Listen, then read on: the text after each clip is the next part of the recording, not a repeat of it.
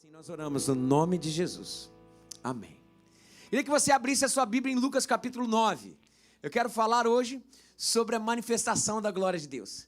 Gente, deixa eu falar um negócio para vocês. A nossa igreja, ela não precisa sair esse ano. Todo mundo quer que ela saia.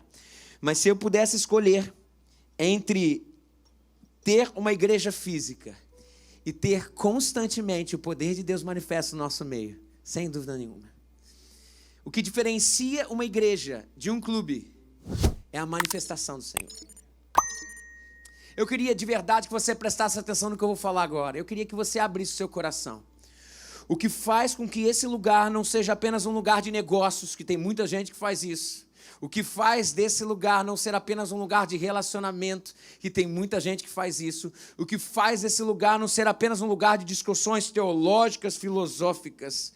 O que diferencia a igreja do Senhor não é a relação, não é a discussão, não é o que a gente pode ter dessas relações. O que faz a gente ser igreja é a glória de Deus manifesta no nosso meio. Não existe evangelho sem poder de Deus. Não existe evangelho sem glória de Deus. Porque o evangelho, o próprio apóstolo Paulo definiu como poder de Deus para a transformação do homem. O evangelho não é uma filosofia a respeito de Jesus. O evangelho não é uma teologia. O que é teologia? Teologia é a reflexão sobre os atos de Deus na história. Mas Deus está para além disso. Deus é manifestação. A gente pode deixar de ter tudo, gente. E nós somos a maior referência disso. O que nós temos? Nós temos a gente. Nós temos a gente. Mudamos um monte de vezes, aconteceram várias coisas, mas a igreja não é a estrutura que a gente tem. A igreja não são os planos e a patota que a gente pode fazer. A igreja não é senso de família, isso tudo tem dentro da igreja. Mas a igreja é o poder de Deus manifesto entre nós. E foi exatamente isso que aconteceu na Romênia. Há 60 anos atrás, 1965, um ditador responsável por liderar a Romênia naquela época, o nome dele Ceausescu. Ceausescu assumiu a Romênia e quando assumiu o poder, ele logo veio com algumas ações que mudaram totalmente a história da Romênia. Para você comprar um litro de leite, você tinha que enfrentar filas muito grandes, economia em recessão. O que ele começou a fazer? Ele começou a tirar os filhos, os nossos filhos, os filhos deles, de casa, para servirem como prostitutos ou prostitutas dentro da cidade. Os pais não podiam se opor a isso, porque senão morriam. Quem vinha contra a ditadura de Ceausescu morria. A cidade totalmente destruída, o país totalmente destruído, mas o que ninguém sabe, e o que talvez você não saiba, é que o que aconteceu na Romênia foi puro alvo da manifestação de Deus. Em 10 dias, Deus libertou a Romênia. 10 dias. O que talvez a gente não saiba é que quem foi usado para isso, para libertar a Romênia foi uma igreja de 80 pessoas. Num lugarzinho escondido dentro da Romênia. Um pastor, o nome dele Toderic, começou a pregar e se opor ao Império Romeno de Ceausescu. E todos que se opunham morriam ou sofriam grandes sanções. Os policiais de Ceausescu foram em cima do pastor Toderic. Quando chegaram lá, a igreja foi toda comunicada, e a igreja toda, os 80, quase ninguém, foi para a frente da casa do pastor e deram a volta e como fazendo um cordão humano. Os policiais ficaram meio sem jeito, porque aquilo poderia causar um grande clamor social. E por causa disso que eles fizeram, eles voltaram para buscar mais reforços e saber uma estratégia para entrar. Enquanto eles foram, todo aquele condado foi chamado, todos os cristãos se reuniram. E um menino batista, inclusive, de confissão batista, pegou uma vela e começou a passar uma vela para cada um. E à noite todos eles acenderam a vela quando os policiais entraram com reforço e começaram a atirar em todo mundo sem critério. E começaram a tirar a tira-queima, sim. E um tiro pegou na perna desse menino. que distribuiu as velas, todos foram, já todo mundo fechou no menino, levaram ele para o hospital. Quando chegaram no hospital, no seu leito de dor, alguém se aproxima dele e pergunta assim: vem cá, me conta alguma coisa, me conta uma coisa, você está arrependido do que você fez? Aquele menino virou e falou uma frase que mudou a história da Romena. Romena, ele falou assim: não, eu não tenho nenhum arrependimento, eu perdi uma perna, mas eu acendi a primeira vela. Ah, gente, naquela noite, uma jovem da Assembleia de Deus, cadê os assembleanos aí? A galera do fogo, aleluia. Uma jovem da Assembleia de Deus foi gritando a plenos pulmões pelas ruas da Romênia.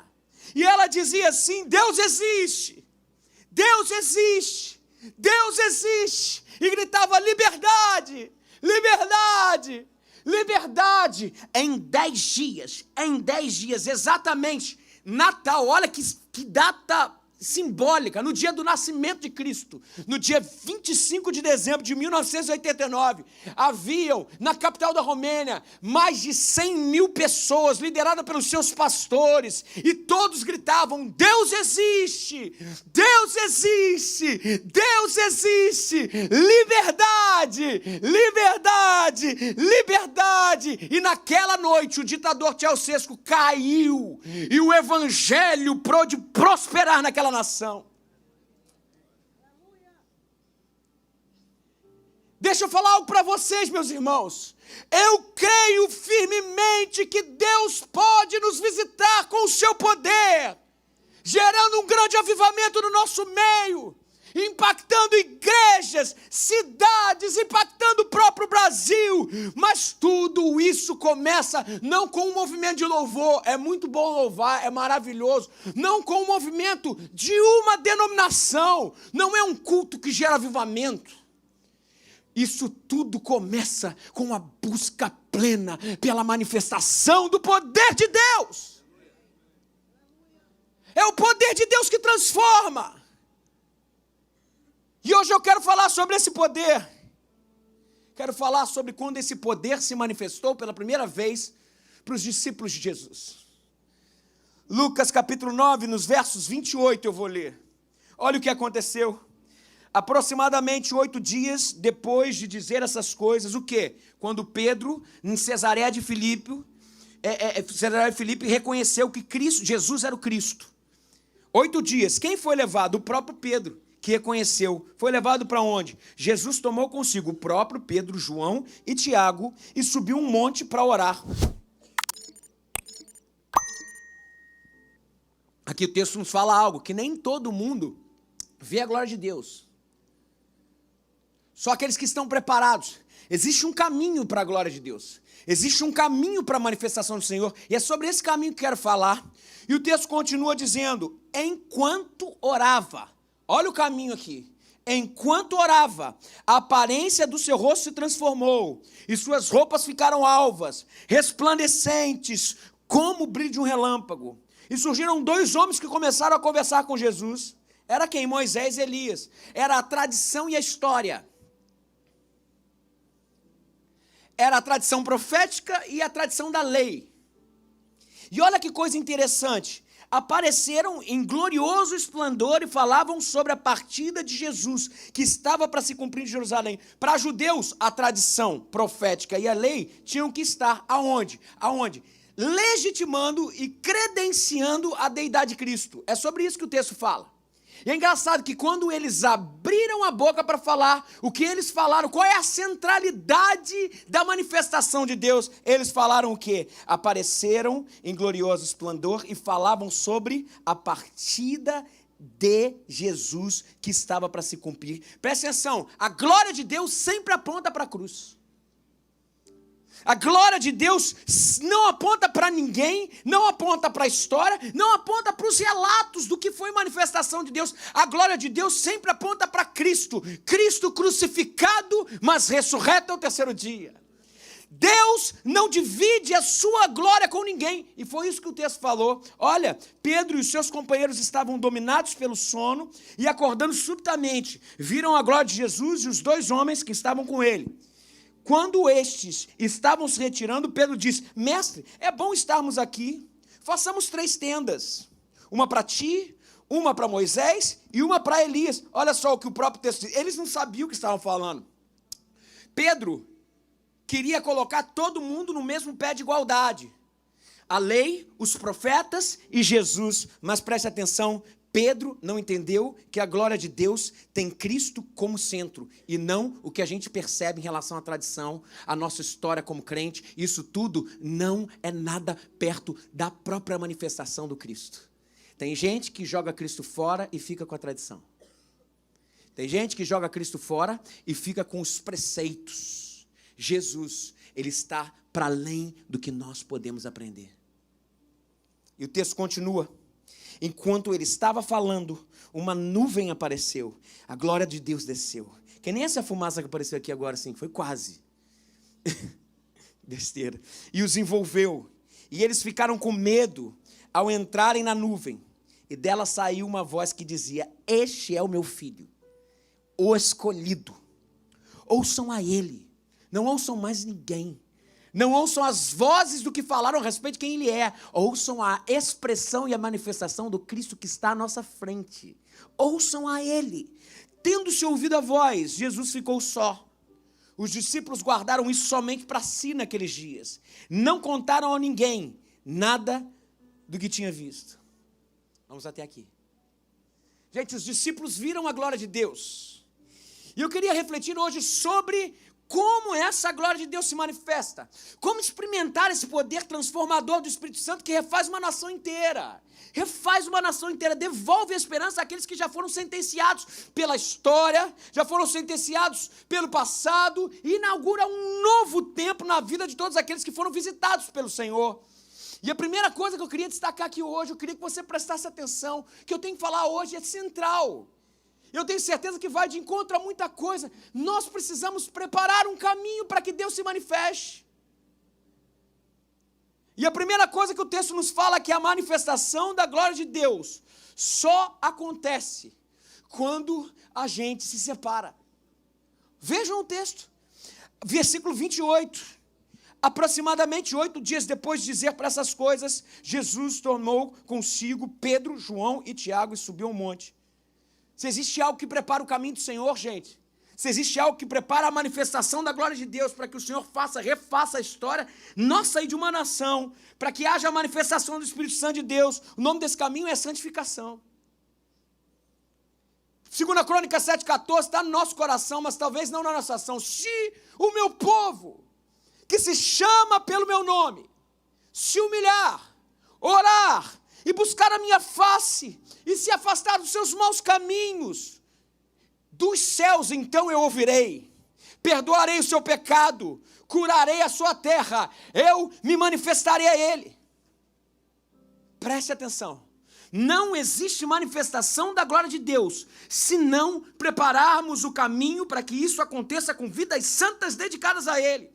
E foi exatamente essa obra do primo de Jesus, João Batista. Olha o que diz o texto, lá em Lucas capítulo 3, ele diz assim: eis a voz do que clama no deserto, falando sobre João. E o ministério de João era esse: preparai o caminho para o Senhor. Façam, olha, existe um imperativo, façam veredas retas para ele. Preparai o caminho do Senhor. E o João começou a pregar. E qual foi a única pregação de João Batista para preparar a manifestação do próprio Deus, o Deus Emanuel, o Filho de Deus, Jesus? Olha só, no versículo 5 ele diz lá de Lucas 3, olha a pregação de João: todo vale será aterrado, todas as montanhas e colinas serão niveladas, os campos tortuosos serão retificados, e os escabrosos, os desnivelados, serão aplainados.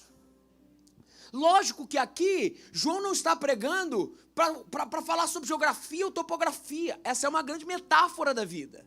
A metáfora da nossa vida aqui é que para prepararmos o caminho do Senhor, nós precisamos retificar, consertar o que está torto e aplanar o que está desnivelado. Gente, existe algo essencial, basilar nisso. E eu peço para que o teu coração aqueça em relação a isso e você se confronte nesse momento. Sabe, claro que caminho tortuoso aqui está falando de integridade, de arrumar o que não é bom diante dos olhos de Deus e do Senhor. Sabe, está falando de transparência, está falando de tortuar o que é hipocrisia, o que é falta de santidade. Por exemplo, é preciso endireitar o caminho torto da mentira. Mas pastor, eu não sou mentiroso. E no teu imposto de renda, você não mente não? E nos teus negócios? Não. A nota que eu tenho para fazer, com nota é tanto, sem nota é tanto. E o pior, muitas vezes nós mentimos para a gente. Sabe por quê? Por que a gente mente para a gente? Porque quando a gente fala assim, olha, eu faço isso porque afinal de contas é o governo que extorque da gente, que você está justificando. Jesus foi claro, dai a César o que é de César e a Deus o que é de Deus. O que Jesus está falando? Não importa as adversidades, essas cabruras que eles estão fazendo. Eles se veem comigo. Você, porém, permaneça fiel. Permaneça santo. Mas assim o meu negócio vai quebrar. Talvez está na hora de você mudar de rumo. A mensagem de João Batista, que foi uma mensagem de santificação, foi uma mensagem difícil de engolir. Era turrão. Porque não existe manifestação da glória de Deus sem que esse caminho seja preparado. Sabe que tem o caminho da mentira? O que você pensa? Quais são os seus pensamentos? Será que você não mente em pensamentos? Em palavras, em atos? Por que você não mente para o seu cônjuge? Para os seus filhos? Para os seus irmãos? A pergunta que eu te faço é, será que você faria o que você está fazendo? Se o que você está fazendo, ou o que você não está fazendo, se o que você está fazendo não fosse considerado errado diante da sociedade, o que eu quero dizer é, será que você não faz o que você faz por causa de Deus ou por causa do outro que vai te criticar por causa disso? Tem muita gente que se o erro fosse aceito, faria. Deixa eu falar, o nome disso não é arrependimento, o nome disso é remorso. Remorso é quando descobre a gente pede perdão por acaso daquilo, porque se não descobrisse, não faria. Remorso é o que Saul sentiu, quando foi aplicado, dizendo assim, você está errado, Saul. Saul falou, tudo bem, eu entendi que eu estou errado, mas não fala para ninguém. Agora, arrependimento foi o que Davi sentiu. Quando Natão, o profeta, chegou e falou, olha o que você está fazendo de errado. Sabe o que Davi fez? Rasgou as suas vestes e falou, não me importa o que os outros pensam, eu quero estar de bem com o Senhor. Eu quero estar de bem com o meu amado. Senhor, me perdoa. Senhor, cria em mim, ó Deus, um coração puro. E renova em mim um coração, um espírito reto. Será que o que você deixa de fazer por causa da crítica ou por causa de Deus? Gente, a gente precisa entender o negócio. Tempos de avivamento. Tempos da manifestação de Deus, da glória de Deus, e o que nós estamos vivendo hoje, gotas, nós viveremos em plenitude no nome de Jesus, é quando aqueles pecados que estão normalizados, que todo mundo pratica, e ninguém mais se importa com eles, começa a acomodar e a doer no fundo da alma, no coração, lá dentro, nos faz chorar, nos faz nos quebrantar. Isso inaugura uma nova época, uma época de confissão, uma época de transparência, uma época de integridade, uma época em que a bandeira da santificação é mais importante do que a bandeira da boa aparência. É Cristo, como Davi fez. Senhor, cria em mim, Senhor, renova em mim, Senhor. É por ti, é por ti. Tem gente que precisa endireitar o caminho torto da hipocrisia. Às vezes nós vivemos num palco, nós vivemos numa máscara, fazemos o nosso tipo, representamos um papel. Mas se as pessoas conhecessem a gente do jeito que a gente nos conhece, nós teríamos vergonha, elas sairiam escandalizadas. Às vezes nós somos como Moisés, que quando subiu na glória, no monte, viu a glória de Deus, e o rosto dele ficou brilhando, ele desceu lá de baixo e botou um véu, mas a glória já tinha ido embora, mas ele botou o véu para mostrar para os outros, olha quanta glória eu tenho. Tantas vezes eu e você, nós continuamos usando esse véu, vimos para a igreja, e aqui fazemos bem, excelentes líderes de célula, excelentes pastores, servos do Senhor, gente bacana pra caramba, mas quando sai daqui, meu irmão, o que faz é, esposa, vou trabalhar, jura de pé junto que vai, e vai trair a sua mulher se deitar com outra. Uma coisa que eu não entendi, à medida que a sociedade vai indo, parece que a gente vai relativizando algumas coisas que são importantes, mas coisas que são princípio não podem ser negociadas. Eu não entendo isso. Gente que namora já vive vida de marido e mulher. Gente, olha só, deixa eu falar um negócio para vocês. A gente está desperdiçando a melhor fase. A gente está passando maquiagem de fel, que é veneno, pensando que a gente já está vivendo algo. Ah, mas eu vou casar daqui a 2 meses. Meu querido e minha querida, se preserve. Se preserve. No nome de Jesus eu te falo isso. Como é que está a sua vida?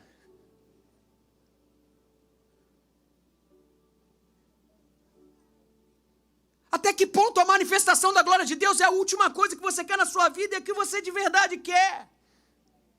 O que Deus está dizendo para mim e para você hoje é: prepare o meu caminho, eu quero me manifestar. Preparem o meu caminho, eu quero me manifestar. Arrependimento, quebrantamento, vida separada para o Senhor, é o início de qualquer avivamento. Viver em santidade é o que Deus quer de nós. Século passado, 1907, o avivamento que começou no país de Gales com Jonathan Edwards, toma a Ásia, mais especificamente China e Coreia, e lá Deus usou um missionário inglês chamado Jonathan Gofford. Esse avivamento começa com Jonathan lendo uns livros, em um livro de um avivalista, e chegou numa frase que eu queria que você anotasse isso no seu coração, que ali tudo mudou, tudo começou a mudar para a China. A frase que ele leu foi: você não experimentará avivamento a não ser que você prepare o caminho para que o Senhor possa se manifestar. Naquele momento o Espírito Santo, porque todo o avivamento, toda a manifestação de Deus começa com arrependimento, é óbvio. Lembra de Isaías?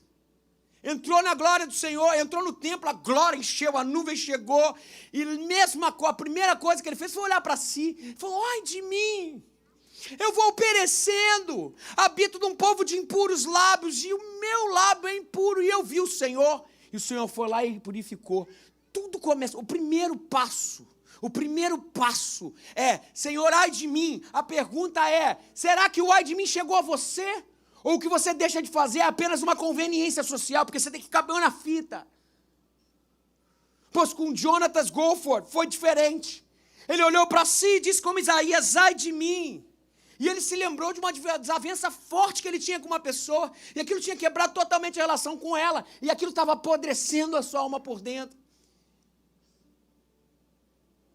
E ele relutou, mas o Espírito Santo continuava a soprar no seu coração, dizendo: se você não preparar o caminho para o Senhor, o avivamento não vai chegar. Depois de muito orar e se humilhar no Senhor, diante de Deus, ele se reconciliou com aquele homem. E o avivamento veio como um raio para si em Xangai, com grande força e poder. Esse avivamento teve uma coisa específica. Foi um avivamento de portas abertas. A casa dele era uma fazenda. E todos e muitos entraram. A casa dele se transformou, vamos dizer, o quintal da cidade. Muitos entravam, 5.000 pessoas diariamente, para receber o Senhor Jesus, para receberem a manifestação do Espírito Santo. Muitas curas, milagres e maravilhas acompanharam. Avivamento, gente, é preparar o caminho do Senhor para que ele se manifeste.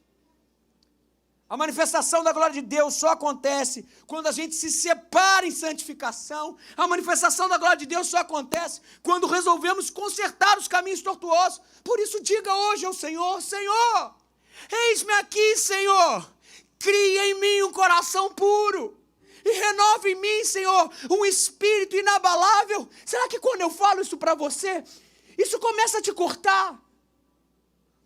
Ou você vai falar assim: pô, mas o Everton não prega assim.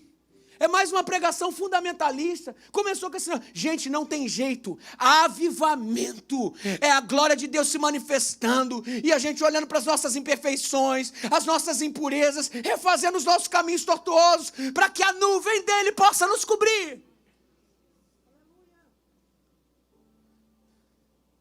Em segundo lugar, a manifestação da glória de Deus só acontece quando a gente ora. É isso que Jesus ensinou, e eu acho muito interessante Jesus orando, né? Que olha o que diz aí, versículo 29, enquanto orava, presta atenção, a manifestação vai atrás da oração. O princípio aqui é, a oração precede a glória. Mas é engraçado pensar em Jesus orando. Quando eu e você ora, a gente ora como? Senhor Jesus, me perdoa disso, me perdoa disso, me perdoa disso, me perdoa disso. Senhor Jesus, por favor, vem e se manifesta aqui. A gente se arrepende, pede. Mas Jesus sendo Deus, por que ele orava tanto? Não tinha do que se arrepender. Ele e o Pai eram um, não tinha o que pedir. A oração de Jesus, se ele orasse como a gente, sabe o que ele faria? Ele duraria 5 segundos. O que Jesus tanto falava? Como que o próprio Deus encarnado ia orar? Sabe o que Jesus orava? Sabe qual era a oração de Jesus? Jesus tinha um relacionamento com a pessoa viva do Pai. Jesus tinha comunhão com o Pai. Ele abriu o coração dele. Sabe que legal, como que é? Você começa a orar. Quando você começa a orar, como diz o texto, quando você for orar, Jesus falou, entre no seu quarto, fecha a porta e ore ao Pai, porque Ele te vê no secreto. É como se aquele lugar secreto fosse o lugar onde as palavras cessariam. E o que fica a partir da oração, no profundo, no secreto, é que as palavras vão cessando. E a intimidade vai acontecendo. E aí o que me importa é a musiquinha lá e queremos o teu nome engrandecer. E agradecer-te por tua obra em nossas vidas. E as lágrimas começam a rolar. Você já percebeu que com quem a gente não tem intimidade, a gente precisa ficar fazendo sala? Acontece com vocês? Não pode deixar o silêncio. Gente, intimidade com o Pai, as palavras acabam porque ele já sabe, antes que a palavra não chegue à boca, e ele quer conhecer também. Mas essa é a diferença da reza para a oração. A reza repete, a oração se cala. E ali, o prazer estar na presença, o prazer está aí. Não aconteceu com vocês isso também, não? Quando as nossas vozes internas se calam, a voz do Senhor começa, e o Senhor começa a revelar. O nome disso é palavra de conhecimento. Já aconteceu com você? Você está orando, e daqui a pouco, eu vaguei. Como é que é? Eu canto. Eu acho tão linda essa música. Mas não encontrei o que tenho agora, só tenho você. Eu quero você. Quantas vezes as lágrimas não rolaram? Aí o Senhor começa a falar, sabe fulano de tal? Vem um negócio do seu coração, o nome disso é impulso interno, eu já preguei sobre isso. Aí eu já fiz várias vezes. Cara, não sei se faz sentido, porque eu sou ruim pra caramba nisso, tá, gente? Aí eu ligo pra pessoa e falo, não sei se faz sentido isso pra você. Pô, cara, eu tava orando aqui, é isso. Daí do outro lado a pessoa começa a chorar. Fala assim, cara, estava esperando tanto isso do Senhor, que resposta maravilhosa. Sabe qual é o nome disso? Eu não estou falando que eu faço sempre, não, tá? De vez em quando eu erro. Eu não sou espiritual, não. Senão parece que o pastor é espiritual, não tem nada disso. A gente é tudo farinha do mesmo saco. Sabe que eu faço isso, que eu vejo isso? O lugar da intimidade. Eu queria te desafiar isso. Como é que eu posso transplantar o meu coração para você? Para que você entenda isso, para que você seja motivado a orar. O lugar da intimidade é o lugar onde as palavras se cessam. E o que fica é a voz do mestre, é o abraço do mestre, é o choro do mestre, é a alegria do mestre, é a nuvem da glória que desce, e o nome de Deus que é exaltado, e a alma que encontra morada. Como está a tua vida de oração, cara? Será que é reza? Já disse, qual é a diferença da reza da oração? Para de falar, pelo amor de Deus, escuta a voz de Deus, abraça Ele, deixa a lágrima rolar. Se você tem o coração gérido, fala para o Senhor, Senhor, cura meu coração. Senhor, por favor, Senhor, fala comigo, Senhor. Se Ele não... Relacionamento não é sentir arrepio. De vez em quando sente, de vez em quando não sente. Mas tem um lugar gostoso. E que a presença dele é que fica. É esse lugar que nós precisamos buscar. Nós precisamos decidir que tipo de crente nós vamos ser. O crente do culto. O crente da conferência, o crente do retiro, que até vem a glória de Deus, sim. Mas sabe o que acontece depois normalmente? Nada. Presta atenção. Não sou eu que estou falando. A história que nós acabamos de ler, ela tem uma continuidade. Quando eles desceram do monte, tudo acabou.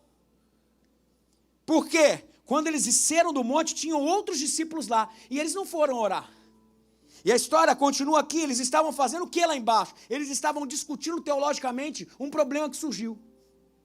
Qual era o problema? Um pai levou um menino endemoniado para ser liberto. E ninguém conseguiu expulsar o demônio dele. E eles estavam discutindo por que o demônio não saía. Só que diz um negócio, o texto bíblico, que era um negócio que para mim é escandaloso, e a teologia não explica. O radical em grego daquela palavra do menino que desde a infância era endemoniado, é desde de ser bebê. Me explica bebê endemoniado. Eu vou falar para você, eu não consigo explicar, mas existe, gente. Bebê endemoniado. Desde bebê era endemoniado. E eles estavam discutindo teologicamente aquele negócio ali. E daí Jesus chegou. E aí os discípulos perguntam para Jesus, vem cá, por que esse demônio não sai? Eles estavam discutindo só a respeito. Sabe que isso acontece muita gente, com muito crente hoje aqui? Discutem tudo na internet, sabem teologia, mas na hora de expulsar demônio, o demônio não sai. Sabe por quê? Porque conhecimento, preste atenção nisso, conhecimento não gera poder. Culto não gera poder, congresso não gera poder. Sabe o que gera poder? Intimidade com Deus. Gente, olha só, eu queria muito que eu pudesse inflamar o coração de vocês hoje. Eu sou um motivador aqui hoje. Nós precisamos voltar para aquele lugar onde a nossa alma encontra calanto. Olha, em férias eu sou um problema, que eu fico mais relaxado nas coisas. Eu volto com uma vontade de Deus. Estou falando, eu tenho que melhorar isso nas férias. Eu tenho os meus momentos com Deus, mas não é como quando eu estou nativa. Daí tu não reconhece mais as sensações. De vez em quando tu está fazendo uma sensação meio louca. Pô, caraca, isso aqui é carne. Não acontece com vocês, gente. Sabe por quê? Porque a alma foi feita para estar anelada ao Senhor. Quão amáveis são os teus tabernáculos. A minha alma desfalece pelos teus átrios.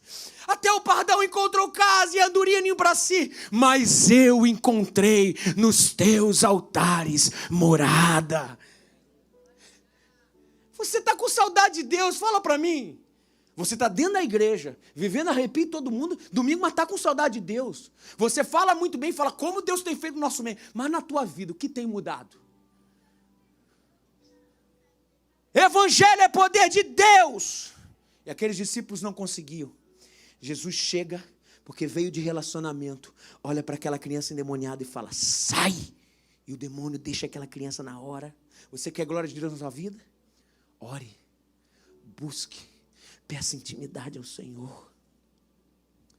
Foi exatamente isso que aconteceu em meados de julho de 1857. Um homem chamado Jeremy Lampier,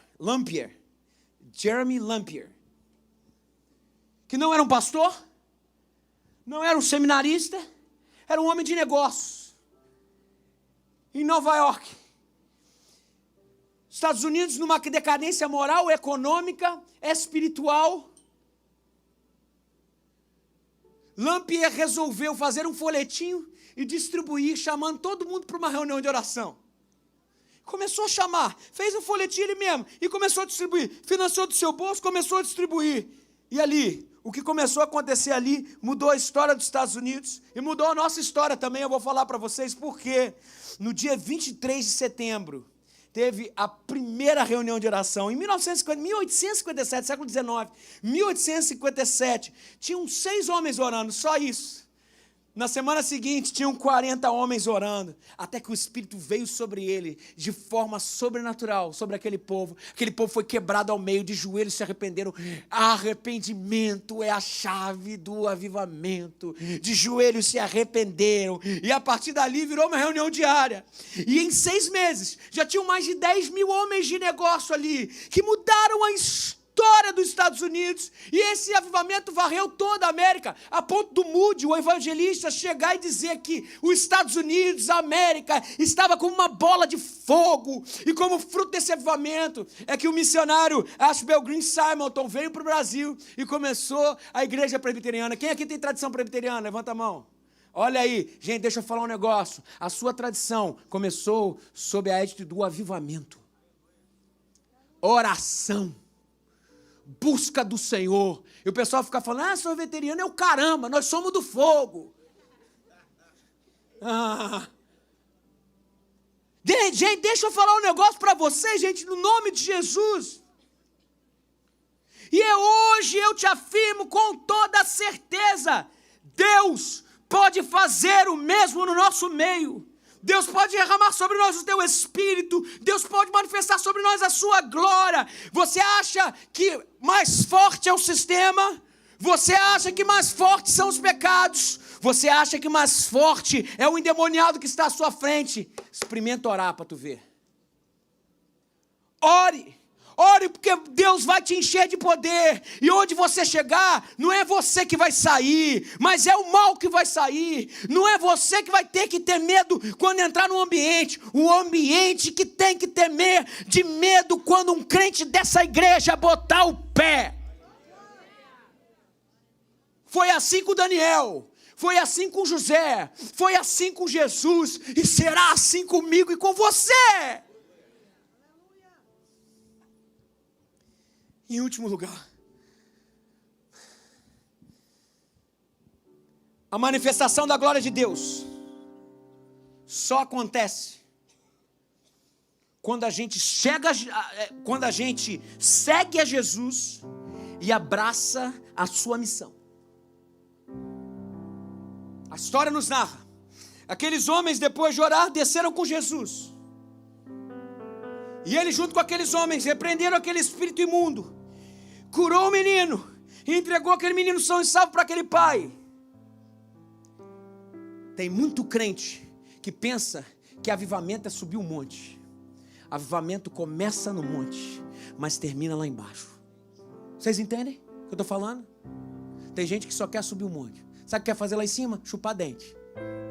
Vocês sabem o que é chupar dente, né?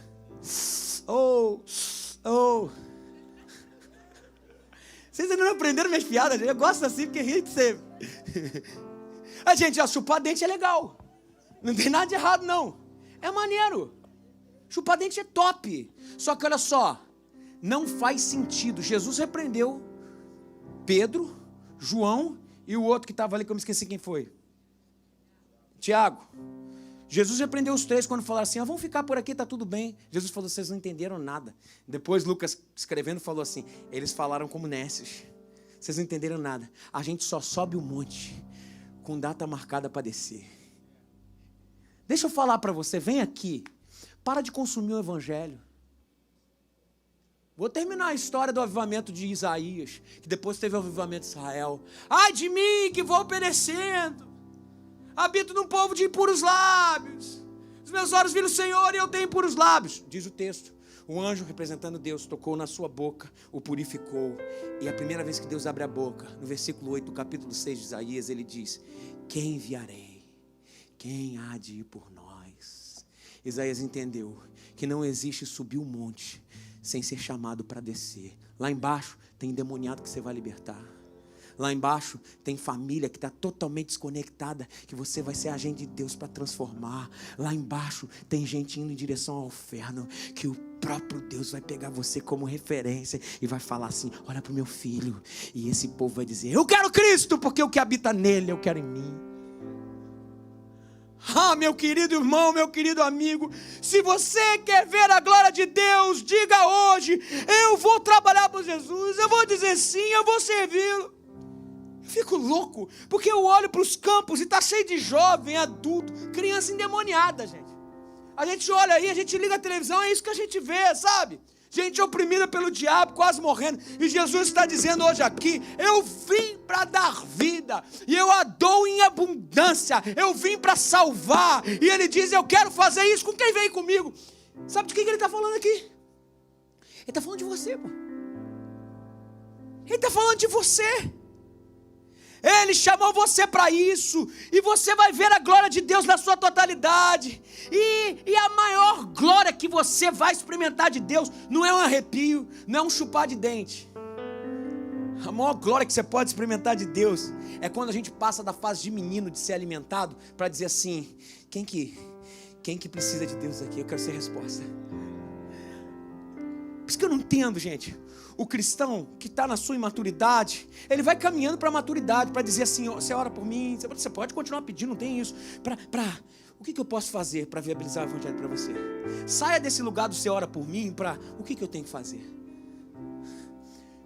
Avivamento, e a plenitude do avivamento é subir o monte, mas descer dele, dizendo: eu tenho a glória de Deus comigo, e se o demônio vier, se o problema vier, ele vai bater em retirada pela glória de Jesus. A maior alegria que nós temos é ver lares sepultados, sonhos sepultados, pessoas com saúde emocional acabada, e daqui a pouco a gente trata, cuida, e aquele evangelho se abre. O evangelho de Jesus se abre àquela pessoa, e a vida daquela pessoa é receita, e o nome de Deus é glorificado. Não existe maior glória que essa, do que ser co-participante do que Deus está fazendo na nossa geração. Presta atenção: o poder de Deus gera resultado em você e através de você. O problema é que a gente fica só na primeira parte. O poder de Deus gera resultado em você.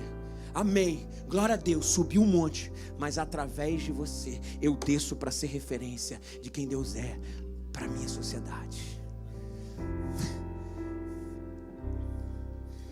Deus tem muito mais para você. Deus não quer que você seja uma pessoa comum, gente. Sabe, chega de tão baixa, sabe esse negócio de vestir cristão, uma vez por semana vir na igreja, botar uma roupinha legal, para arrumar um boy. Gostou que eu tô bem na gíria, né? Boy é passadão, né? Chega disso, sabe? Se você quer ver a glória de Deus na sua plenitude, tem intimidade com Ele, tem uma vida santificada, e diga sim ao evangelho: suba o monte, mas desça dele. Vá com Jesus libertar as pessoas, expulsar os demônios e pregar o evangelho. Você aqui tem 10 anos de crente, 10 anos do evangelho, e não sai do mesmo lugar. Você já pulou de igreja em igreja, agora você chegou: não vou na atitude, afinal de contas eu vi lá o vídeo, vai ficar legal. Para com isso, isso aí é consequência. O que Deus quer contigo é intimidade no teu quarto. O que Deus quer contigo é um chamado dizendo: eu quero ser o bom perfume de Cristo para onde o Senhor me enviar. Você tem 5 anos de igreja e até hoje se esconde onde você está aí. As pessoas te falam: você tem 1 ano de igreja e não consegue nem orar. Ora aí. Não tenho vergonha. Quando pedem para você orar, você não ora. Sabe, quando pedem para você liderar, você não lidera. Já tem 2, 3 anos e você não aprendeu nada. Por quê? Porque só tem monte, mas não tem ação. Só tem subida, mas não tem descida. Tem alguns hoje aqui que precisam pegar a sua vida e jogar fora e dizer: chega, acabou, eu vou começar de novo. Por que você não faz isso hoje? Deixa eu falar um negócio agora do meu coração. Eu vou ficar de joelho, porque isso aqui é muito sério. Quanta gente que está aqui, gente, que foi criada no evangelho, gente que está aqui, que está vivendo algo lindo no Senhor, gente que está aqui que tem muita coisa para passar para os outros, mas não disse sim a liderar uma célula. Poxa, eu posso pedir para você? Vocês não estão vendo? Os campos estão brancos, gente. A gente não tem mais lugar aqui. Domingo de manhã está cheio também, domingo à noite também está cheio. Imagina quando a gente mudar. Nós temos até agosto. Nós temos até agosto para arrumar isso.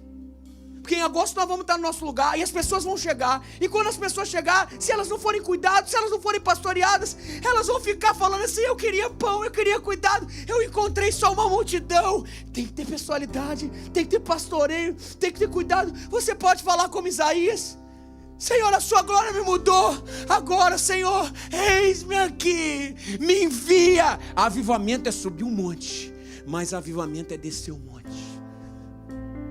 Diga assim, pelo amor de Deus. Diga assim, pelo amor de Deus.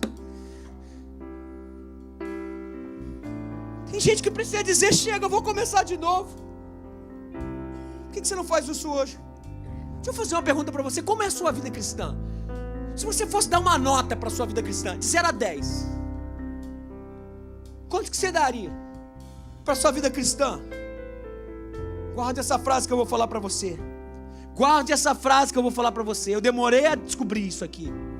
Mas se a sua vida cristã é chata, monótona ou corolária, ou seja, adjacente, não é central, se a sua vida cristã é chata, é porque você ainda está no raso.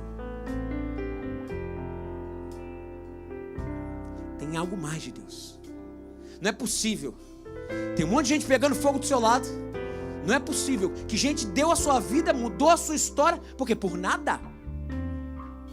Das duas uma, ou nós somos mentirosos,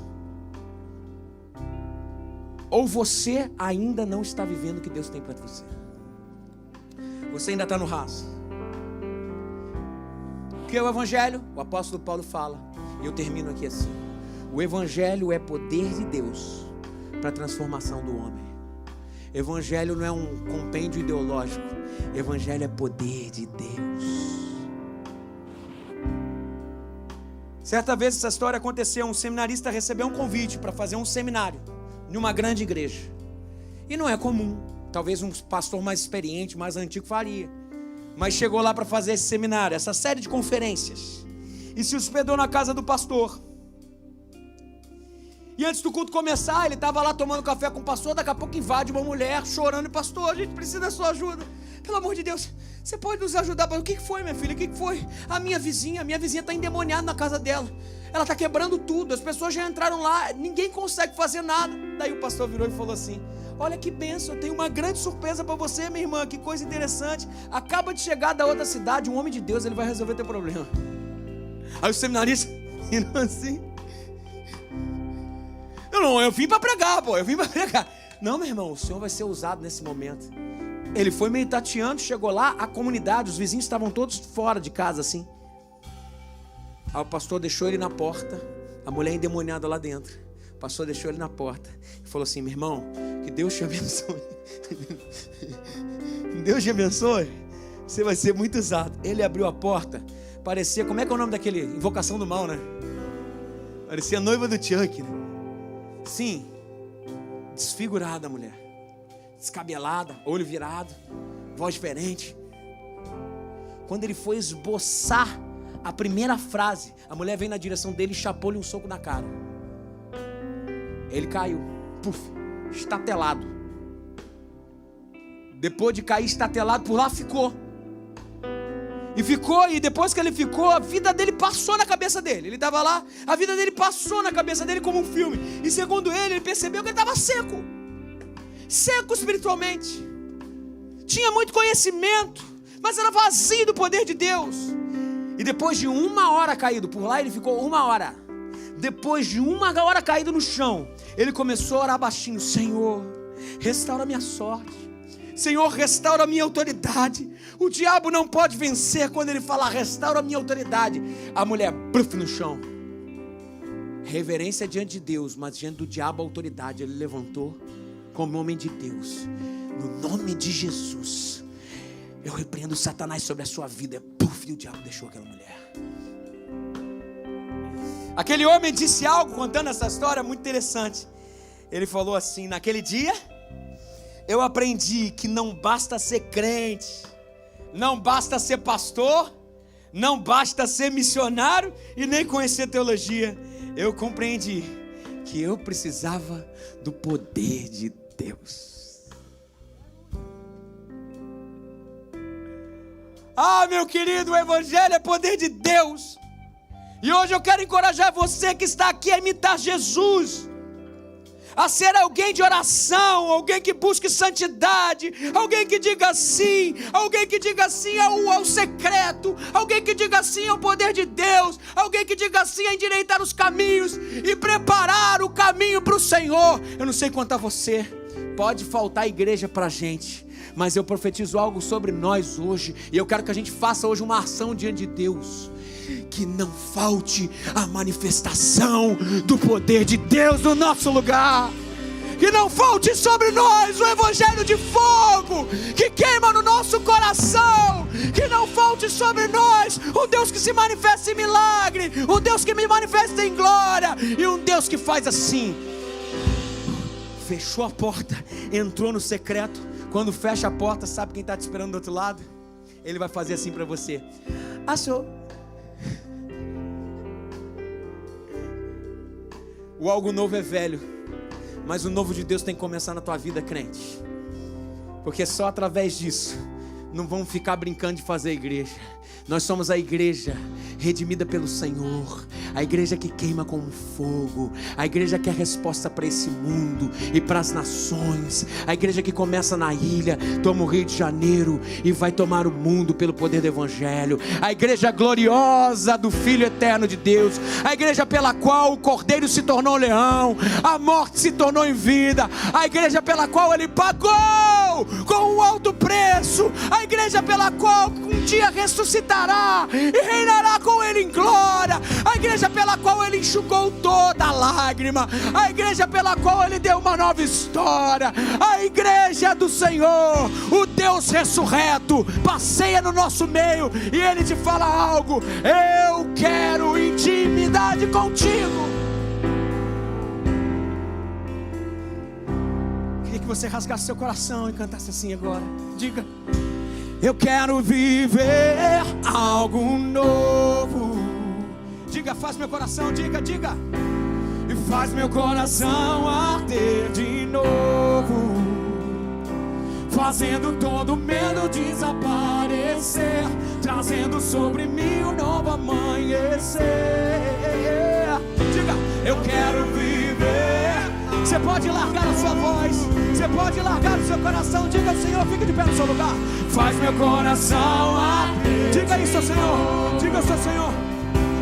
Fazendo todo medo desaparecer, trazendo sobre si um novo amanhecer. Eu quero dizer algo. Diga isso. Faz meu coração, faz meu coração arder de novo, fazendo todo medo desaparecer, trazendo sobre mim um novo amanhecer. Eu quero dizer algo novo. Diga: Santo Espírito, Santo Espírito, desce como fogo, Santo Espírito, desce como fogo, incendeia, incendeia. Diga. Santo Espírito, desce como fogo, Santo Espírito, desce como fogo, incendeia, incendeia. Diga, Santo Espírito, Santo Espírito, desce como fogo, Santo Espírito, desce como fogo, incendeia, incendeia. Santo Espírito, desce como fogo, Santo Espírito, desce como fogo, incendeia, incendeia. Eu quero terminar aqui te dando uma oportunidade. Se você está aqui hoje, essa manhã, e quer começar uma vida nova com Jesus, eu estou acabando. O Espírito falou no seu coração, você quer começar uma vida nova com Ele? Se você quer começar uma vida nova com Jesus, repita essa oração comigo. Baixe sua cabeça e diga: Senhor Jesus, sou falho. Senhor Jesus, entra no meu coração. Eu me arrependo. Muda a minha vida, Deus. Muda a minha história, Senhor. Refaz. Essa é a minha oração, no nome de Jesus. Amém. Você continua de olho fechado, cabeça baixada. Você orou comigo, levanta sua mão lá no alto. Levanta sua mão lá no alto. Deus abençoe, Deus abençoe, Deus abençoe, Deus abençoe, Deus abençoe, Deus abençoe, Deus abençoe, Deus abençoe, Deus abençoe você. Mais alguém aqui, Deus abençoe, Deus abençoe você. Mais alguém aqui, dizendo sim para o Senhor. Aqui é um momento aceitável, momento de mudança. Levanta sua mão onde você estiver. O Senhor está à porta do seu coração, Ele bate, Ele diz, abre a porta. Levante sua mão onde você estiver. Deus te abençoe. Mas Deus abençoe, eu estou vendo você. Deus abençoe, eu não estou vendo. Alguns estão me apontando, algumas pessoas. Deus abençoe você. Eu estou vendo você. Aqui, ó, deixa eu falar para você. Você que já esteve nos caminhos do Senhor. Já esteve. Mas se afastou. Mas hoje o Senhor está te chamando para voltar, cara. Olha que oportunidade. Levanta a sua mão onde você estiver, dizendo, eu estou voltando. Eu estou voltando. Tem alguém aqui nessa condição, dizendo, eu estou voltando. Glória a Deus. Glória a Deus. Todos que levantaram suas mãos, levantem mais uma vez lá no alto. Mais uma vez, todos bem alto. Isso. Glória a Deus, glória a Deus. Tem uma moça lá e um homem lá atrás. Vamos dar um abraço neles. Isso, mais alguém? Ótimo. Eu queria que a nossa igreja levantasse as nossas mãos e abençoasse esse povo. Agora vamos orar por eles. Senhor Jesus, são teus servos. Senhor Jesus, disseram sim ao Evangelho. E eu venho te pedir, Senhor, em nome de Jesus, que eles cresçam no que o Senhor tem para eles. Que eles ganhem raiz no Evangelho, Senhor. Que eles ganhem raiz, Senhor. Ajuda-nos como igreja, Senhor, a ser resposta para eles, Senhor. Ajuda-nos como igreja a consolidar esse povo, Senhor, e crescer no que o Senhor tem. Ó Deus, eu venho te pedir, Senhor, agora pela nossa igreja, Senhor, que todo caminho torto seja endireitado. Que a fornicação, Senhor, possa ser extirpada do nosso meio. Senhor, que o teu evangelho possa ser vivido de forma integral. Santidade seja o centro. Senhor, nos dê um prazer muito grande no secreto, Senhor. Senhor, nos chama para esse lugar de santidade, não de reza. Senhor, que seja a maior colheita de líderes que nós já tivemos na história da nossa igreja essa manhã. Que muitos digam sim, Senhor, para pastorear, para ser líder de célula, para discipular. Que muitos digam sim, Senhor, no nome de Jesus. Que esse ano seja marcado por uma explosão de multiplicação de célula no nosso meio. Não tem a ver com o número, Deus, não tem nada a ver com isso. Tem a ver, Senhor, com gente dizendo sim, com o discipulado acontecendo, com o seu reino expandindo e com o céu sendo povoado. Senhor, que falte tudo no nosso meio, mas não falte poder. Traga o novo sobre nós, derramamento do teu Espírito, de tal forma que a tradição, os sacerdotes, os dogmas sejam diluídos mediante a presença do novo de Deus em nós. E que o Senhor nos abençoe e nos guarde, e que o Senhor faça resplandecer o seu rosto sobre nós e tenha misericórdia de nós. Que o Senhor sobre nós levante o seu rosto e nos dê a paz. E assim eu oro no nome de Jesus, amém. Vamos cantar. Eu quero. Boa semana, gente. Que Deus abençoe vocês, gente. Beijão. Coração arder de novo, fazendo